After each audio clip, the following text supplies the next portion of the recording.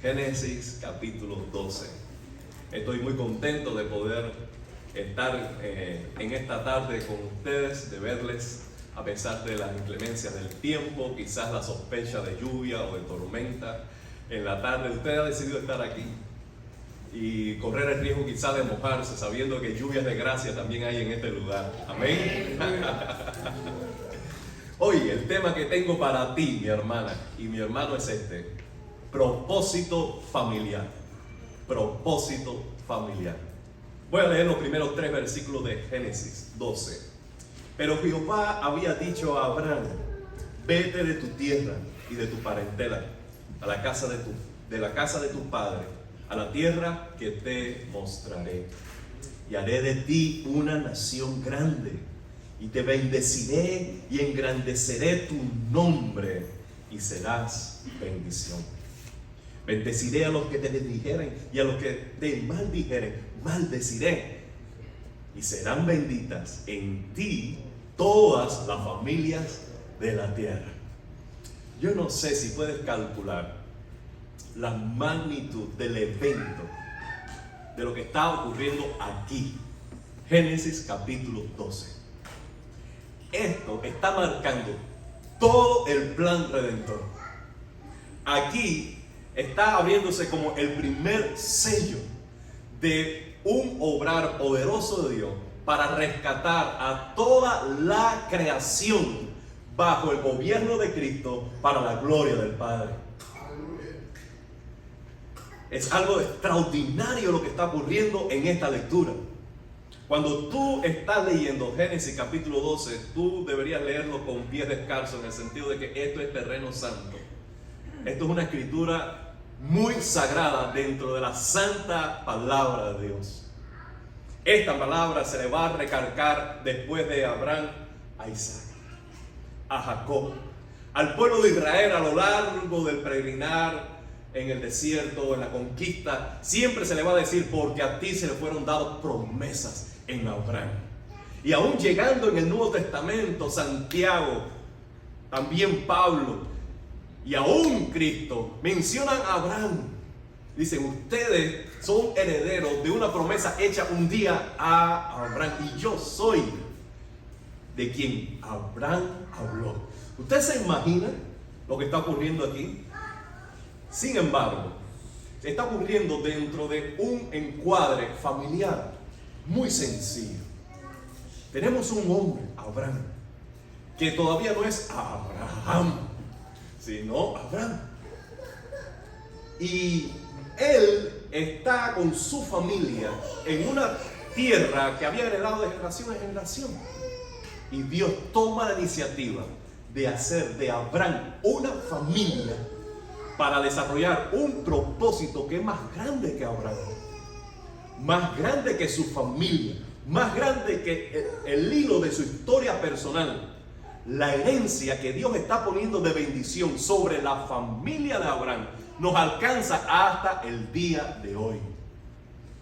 Por eso deberíamos nosotros pensar que los propósitos de Dios ocurren, se desarrollan en el contexto de la familia de una manera que a veces ignoramos. A veces pensamos que el epicentro de los propósitos de Dios está cuando la iglesia se reúne. Pero según yo leo la Biblia, los propósitos de Dios se ocurren en primera instancia de una manera más poderosa en el contexto de la familia. Dios está llamando a hombres y mujeres que dejen sus familias particulares para que organicen un hogar, tengan hijos, y esa familia esté bajo el señorío de Cristo, y a través de la familia traer una nueva comunidad de fe y poblar la tierra, las naciones, de hijos de Dios. Nada va a ocurrir trascendente en una iglesia local sin que antes ocurra en las familias particulares de la iglesia. Por tanto, lo que tú vengas a experimentar aquí en MCC en un domingo por la tarde tiene que estar cargado, determinado, influenciado por la vida familiar que tú tienes en casa. No hay tal cosa como una varita mágica como que yo puedo vivir en casa como yo quiera. Yo puedo tratar a mi esposa como yo quiera, pero cuando llega a la iglesia y yo diga en el nombre de Jesús, va a haber magia en el culto. No va a ocurrir de esa manera. La familia ha de ser traída al centro de nuestra atención y decir, los propósitos de Dios no ocurren en Coral Gables. Los propósitos de Dios comienzan a ocurrir en casa, en mi cuarto, sobre mi mesa, en la sala, en el tránsito de un lugar a otro. Los propósitos de Dios están detenidos, pausados o corriendo a toda velocidad en tu vida en la medida en que tú los percibes en el hogar. Y tú los anhelas en el hogar. Ahora, para que Dios cumpla su propósito, debemos entender todo esto en primer lugar. Es que el primer vínculo, la relación más importante en el hogar, es de cada uno con Jesucristo. Cuando Dios le está hablando a Abraham, le dice, vete de tu tierra, de tu parentela, de la casa de tu padre, a la tierra que yo te mostraré. Yo creo que Dios le está diciendo, ¿sabes qué? Debes poner los vínculos de las relaciones en tu vida en su debido orden. Mamá es importante, papá es importante, el primo con que creciste es importante. No tenemos por qué cortar lazos con ninguna de las familias, no tenemos por qué. Ahora, pero debemos entender esto. Nuestra relación más importante es con Jesucristo. Jesús dijo, si alguno quiere seguir en pos de mí y no aborrece a padre, madre, hermano, hermana, mujer, hijo, y aún su propia vida, no es digno de mí. ¿Qué está diciendo allí Jesús? Porque antes estaba diciendo Jesús a los fariseos que ellos eran unos hipócritas, porque pensaban que su sacrificio de ofrendar a Dios era más importante que ayudar a mamá y a papá en casa. Cuando el primer mandamiento con promesa, ¿cuál era? Honra a tu padre y a tu madre y el Señor te dará larga vida en la tierra. Entonces, aquel que defiende la honra que merecen los padres no puede decir que uno debe odiar o aborrecer a los padres. ¿Qué estaría diciendo Jesús? Y es en relación o en comparación con Él, todas las demás relaciones, aún las relaciones más importantes de la vida, deben ocupar un segundo lugar. Si se pusieran en entredicho, en rivalidad, tu fidelidad a Cristo y tu fidelidad a cualquier miembro de la familia, Cristo dice, mis discípulos ponen la relación conmigo en primer lugar y confían en mi sabiduría y en mi gracia para sanar las relaciones que sean afectadas debido a estas decisiones espirituales. Abraham tenía que decir, ¿sabes qué? Aunque mi familia es muy importante, yo debo seguir el propósito de Dios. Él ha de ser mi vínculo más importante. Lo segundo que veo en estas palabras es que el propósito de Dios para tu vida no se trata tanto de tu habilidad para conseguir algo como la capacidad de Dios para otorgarte gratuitamente aún lo que tú no mereces. Vivir en el propósito de Dios y vivir guiado por Dios, una vida llena del Señor, no se trata de cuán sabio tú eres, cuán hábil tú eres, cuán sagaz tú eres, cuán bien tú planificas tu vida, tu horario, tu schedule. No depende en última instancia de tus habilidades, sino del deseo de Dios de bendecirte. El Señor ha dicho, tendré misericordia del que yo quiera tener misericordia. Entonces, no se trata del que corre, no se trata del que él pelea, sino que del Señor, quien da la victoria. Si una habilidad debemos desarrollar en nuestra vida cristiana es esta: nuestra capacidad de depender de la gracia de Dios, de estar quietos cuando el Señor dice, ¿sabes qué? Déjame orar. Estar quieto cuando el Señor dice, ¿sabes qué? No sigas conversando, no sigas empujando la puerta, no sigas forzando las cosas. Estar quietos. Debemos crecer en esforzarnos en la gracia del Señor, como dice Pablo a Timoteo. Hijo mío, esfuérzate en la gracia que es en nuestro Señor Jesucristo. La palabra esfuerzo se trata de nuestro trabajo, pero gracia se trata no de nuestros méritos, sino del regalo, del favor inmerecido de Dios. ¿Qué está diciendo Pablo en esta conjugación aparentemente contradictoria?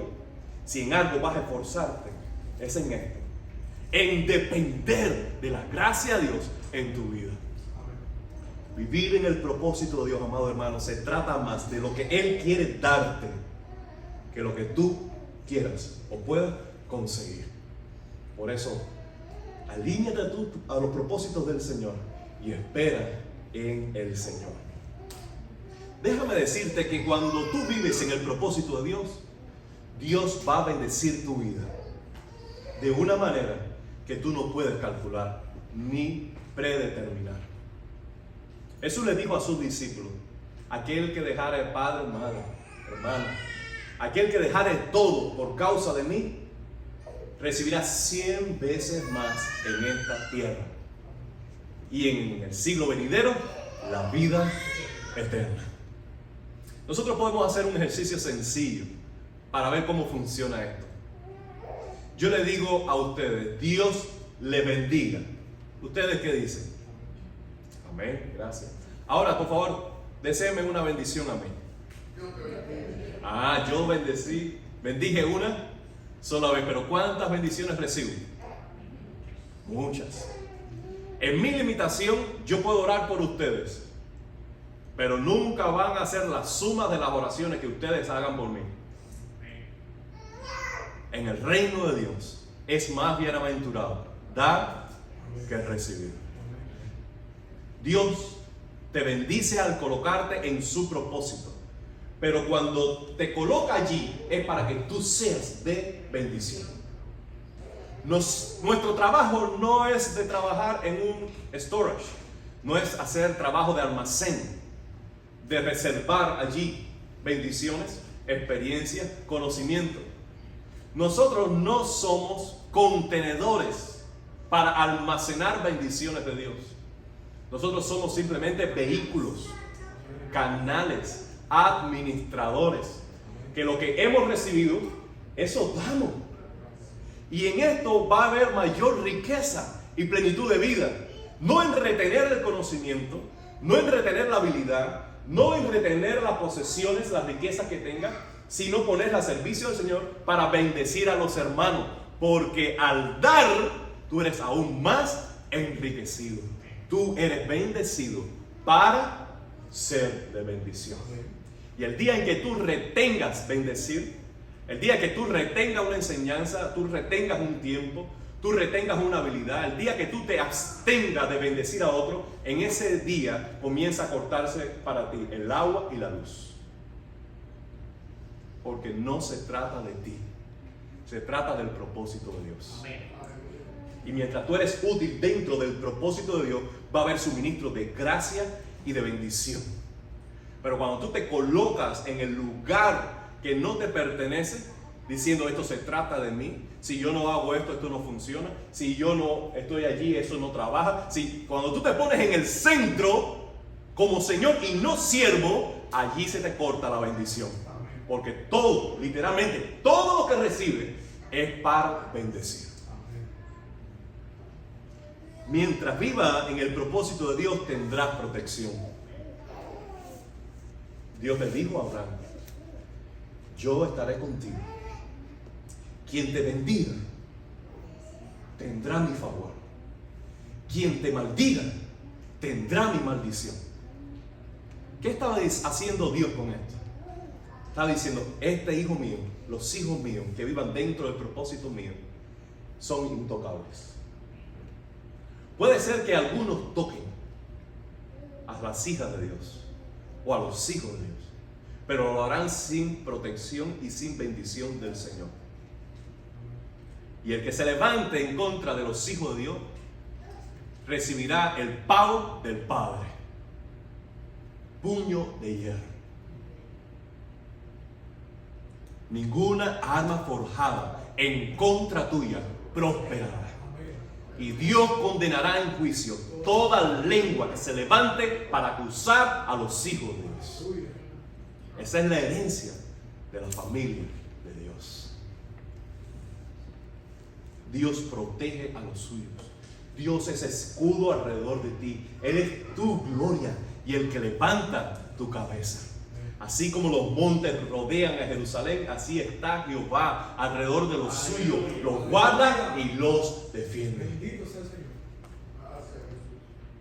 El día que el siervo dudaba de la protección de Dios, acudió a su señor el profeta. Dijo: Señor, mira, son muchos los que vienen en contra nuestra. Y el profeta oró diciendo: Jehová, abre los ojos de este amiguito, para que vea que son más los que están con nosotros que en contra nuestra. Y el apóstol Juan dijo: mayor es el que está en nosotros que el que está en el mundo. Los hijos de Dios que viven en el propósito de Dios tienen la protección de Dios. Vivir en el propósito de Dios como familia garantiza tu legado. Hay padres y madres que se esfuerzan mucho por dejarle algo a sus hijos, o dejar a sus hijos o a sus nietos en una posición de privilegio que ellos no tuvieron. Yo creo que todos nosotros en alguna etapa de la vida comienza a crecer en el corazón el deseo de dejar algo que perdure más allá de nuestra vida, para bien de quienes amamos. A eso se le llama legado. El legado de tu vida está garantizado cuando tú caminas con Dios, cuando tú vives en el propósito de Dios. Fíjate que Dios le dice a Abraham: yo te voy a bendecir y serás bendición, y en ti serán benditas todas las familias de la tierra. Sabemos que viniendo de Abraham se formó la nación de Israel. En Israel nació nuestro Mesías Jesucristo. Y todo aquel que pone la fe en Cristo, en todas las naciones de la tierra, son bendecidos por la bendición dada a Abraham por medio de la fe en Cristo. La decisión sencilla pero determinante que tomó Abraham de creerle a Dios le otorgó a él justicia gratuita y lo puso en un lugar donde la herencia espiritual iba a tocar a todas las familias de la tierra. Tenía su legado garantizado si creía a Dios y vivía en su propósito. Una abuela no puede hacer algo mejor por sus nietos que vivir ella en el propósito de Dios. Tenemos el ejemplo de la abuela de Timoteo, que enseñó a Timoteo las Escrituras. Y lo que se le sembró a Timoteo fue de bendición al pueblo de Dios en esa primera generación del cristianismo. Aún el apóstol Pablo dice: sabes, yo estoy seguro de quien tú aprendiste. Y tú debías estar persuadido de eso, porque aprendiste de tu abuela las Escrituras. Y ellas son inspiradas por Dios, útiles para redarguir, para reprender, para corregir, para instruir el hombre en justicia, a fin de que el hombre de Dios sea perfecto, enteramente preparado para toda buena obra. Esa fue la mejor herencia que le dio su abuela, la palabra de Dios. Porque la palabra de Dios es útil para todo. Amén. Y te prepara para todo momento en la vida. Un padre que no viva en el propósito de Dios podrá garantizar una mejor cuenta de banco, pero no estará invirtiendo para los mejores y mayores intereses de sus hijos. Tú debes vivir, hombre de Dios, en el propósito de Dios. Y mujer, tú debes hacer lo mismo. Y allí estará garantizado el legado que tú le dejas para tus hijos y tus hijas. Ahora, ¿qué hizo Abraham? Esta fue la invitación de Dios. Yo tengo este plan, yo tengo este propósito. Y allí quedó como en suspenso que Abraham debería darle una respuesta a Dios. Dios espera por tu respuesta para ejecutar los propósitos que ha determinado hacer. Dice el versículo 4 y 5. Y se fue Abraham, como dijo Jehová. Y Lot fue con él. Y era Abraham de edad de 75 años cuando salió de Harán. Tomó pues a Abraham a Sarai su mujer y a Lot, hijo de su hermano, y todos los bienes que habían ganado y las personas que habían adquirido en Harán, y salieron para ir a tierra de Canaán. A tierra de Canaán llegaron. Amado hermano, Dios toma la iniciativa de incluirnos en sus propósitos. Dios da promesas para que podamos sostenernos persiguiendo sus propósitos. Pero luego está en espera que nosotros demos una respuesta positiva al propósito de Dios. ¿Cómo debemos responder a las iniciativas de Dios en nuestra vida?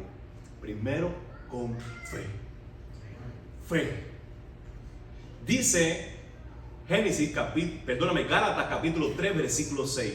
Así Abraham creyó a Dios y le fue contado por justicia. Pablo en Romanos 4:3 dice, porque, ¿qué dice las Escrituras? Creyó Abraham a Dios y le fue contado por justicia. Él tuvo fe, le creyó a Dios cuando aún no tenía un hijo, cuando su esposa era estéril, cuando él era un anciano. Él le creyó a Dios. Y su fe se contabilizó a su favor, a su cuenta, como justicia que no había hecho. Todo el debate de Pablo en Gálatas y en Romanos es este. La justicia no justificaron a Abraham, sino que fue su fe sin méritos. Una vez que le creyó, ¿cuál fue su justicia? La que Dios le otorgó gratuitamente. Este fue el intercambio que hizo Abraham con Dios, Dios con Abraham. ¿Tú crees?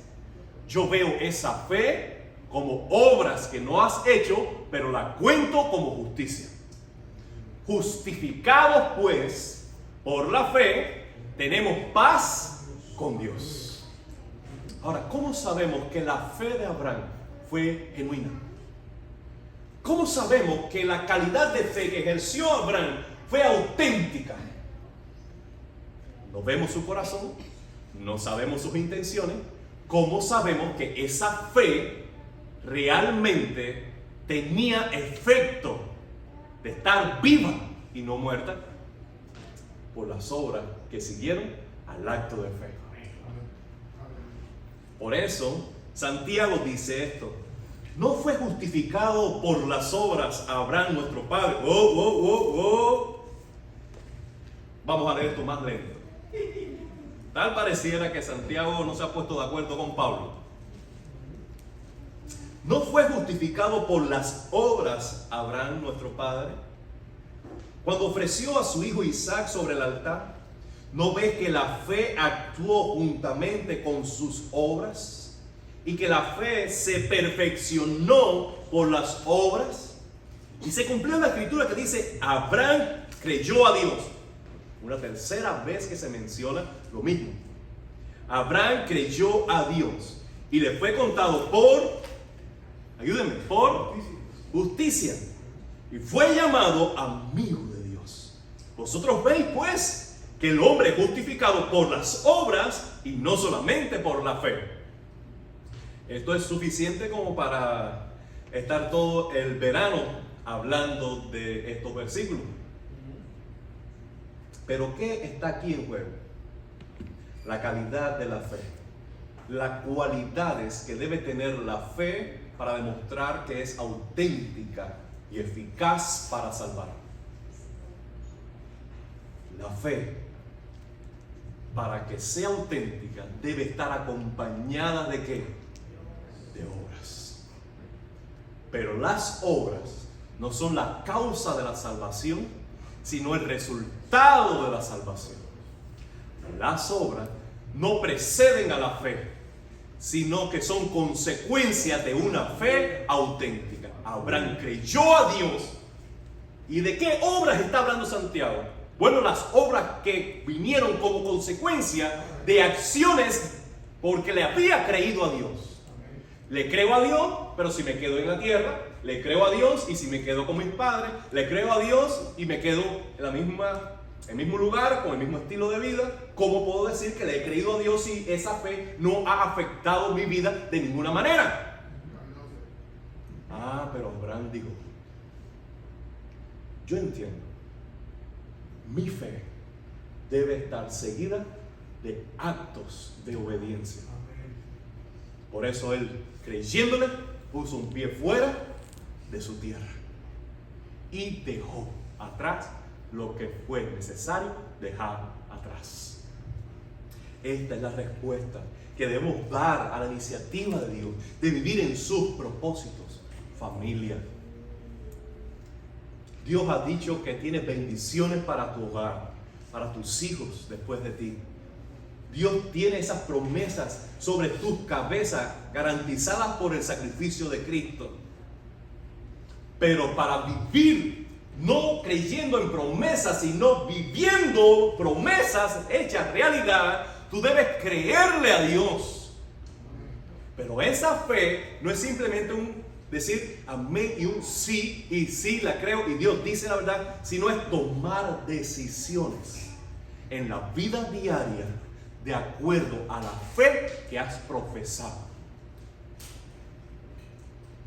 Padre, tú debes tomar decisiones de fe que digan, yo soy un auténtico cristiano. Mujer, tú necesitas hacer ajustes en tu vida y tomar decisiones en tu vida diciendo, una cristiana actúa así, una cristiana habla así. Porque si decimos creer, pero no vivimos acorde a la fe que profesamos, esa fe no es eficaz para recibir todas las promesas y para disfrutar el propósito de Dios en tu vida. Ahora bien, debes construir, además de fe y además de un estilo de vida obediente, debes construir un altar en casa para adorar. Y aquí voy a terminar. No hay forma que tú puedas vivir en el propósito de Dios si no construye un altar en el cual adorar a Dios sistemáticamente. Nosotros somos adoradores. Ese es nuestro primer valor en MCC. Somos adoradores apasionados. ¿Por qué? Porque el primer y gran mandamiento es este. ¿Cuál es, Dios? Amarás al Señor tu Dios con todo tu corazón, con toda tu alma, con toda tu mente y con toda tu fuerza. Este es el primer y gran mandamiento. La adoración no es una opción. La adoración no es una alternativa. No, yo soy más inclinado al estudio. Ok, ¿y a dónde termina ese estudio? No, a mí me gusta el evangelismo, las misiones, alcanzar al mundo. Ok, ¿con qué fin? Que todos los pueblos le adoren. Entonces, la adoración es nuestro llamado más alto. Tú debes construir la adoración en casa. Tú estás llamado a ser un adorador. No, yo soy un hombre agencioso. Yo no soy tan sentimental. No se trata de sentimiento. Se trata de conocer a Dios y admirarle por quien Él es. Se trata de poner todos tus afectos hacia el Señor y poner su nombre y su gloria y su majestad lo más alto posible sobre tu vida. Se trata de tener gozo, de ser feliz al ser llamado hijo de Dios. No soy un hombre de acción. Está bien. ¿Sabes qué? Debes aprender a estar quieto un poquito y estar en la presencia del Señor. Un altar es un lugar para adorarme. Y mira lo que dice Génesis capítulo 12, verso 6. Pasó Abraham por aquella tierra hasta el lugar de Siquem, hasta el encino de More. Y el cananeo estaba entonces en la tierra. ¿Ok? Apareció Jehová a Abraham y le dijo: a tu descendencia daré esta tierra. Y edificó allí un altar a Jehová, quien le había aparecido. Luego se pasó de allí a un monte al oriente de Betel y plantó su tienda, teniendo a Betel al occidente y Jai al oriente. Y edificó allí altar a Jehová e invocó el nombre de Jehová. Y Abraham partió allí caminando, yendo hacia el Negev. ¿Qué está sucediendo aquí? Donde quiera que va Abraham, allí planta un altar. Abraham se mudó a Kendall y en Kendall tuvo un apartamento y en el apartamento hizo un altar. Luego se fue a Miramar. En Miramar estaba en un townhouse y en el segundo nivel él puso un altar. Cuando él fue al downtown, él llegó allí ya con un proyecto, no donde iba a poner su cama, sino donde iba a poner su... ¿Por qué? Porque su llamado más grande es ser un adorador. Un altar es un lugar donde tú ofreces a Dios. Es muy diferente entrar por la puerta con una lista de oración diciendo: yo quiero, yo pido, por favor, haz esto, ten misericordia de mí, resuelve. Pero un altar no es para eso en primera instancia. Un altar es: Dios es digno, Dios es santo, Dios es poderoso, Dios es bueno, yo voy a adorarle. Pero no puedo llegar a Dios con las manos vacías. Yo tengo algo que darle a Él. Tengo que darle alabanza, tengo que darle gratitud, tengo que darle ofrenda, tengo que darle servicio, tengo que darle consagración, tengo que darle, porque un altar es un lugar donde yo ofrezco a Dios. Hoy en día tenemos la mentalidad que el culto es un lugar para recibir, y lo es, pero como un acto segundo. El primer acto de adoración es dar, es ofrecer. Subiré al monte de Jehová, pero ¿con qué me presentaré ante Jehová? Ese era el pensamiento de todo el Antiguo Testamento. Y no es justificación, amado hermano, para no dar a Dios lo que Él ponga en tu corazón. Porque aún la viuda, teniendo 2 moneditas prietas y sucias, mascada por un perro, eso, digo, pero esto es todo lo que tengo. Y recibió el elogio del Señor, porque el altar es un lugar para ofrecer. Ahora, el altar es un lugar de sacrificio. Lo que se ofrece debe costar, para que entonces la ofrenda sea genuina y tenga el peso del amor.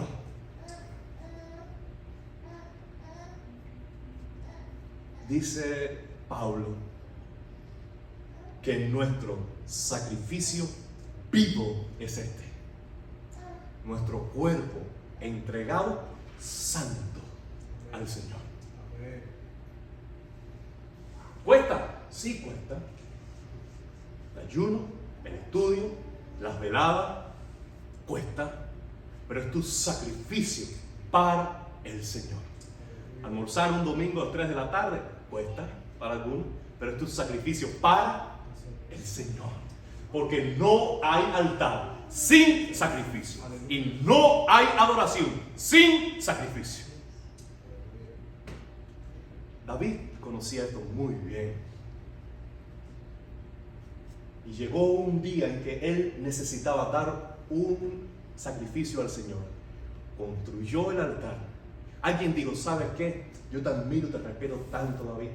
Coge de las ovejas mías, coge del ganado mío y sacrifica lo que tú quieras. Dijo, no, porque no daré a Jehová sacrificio que no me cueste. ¿Cómo voy a ofrecer a Jehová lo que otro me regala? No, es una falta de respeto. Yo estoy dando al Señor lo que a mí me cuesta. No hay altar sin sacrificio.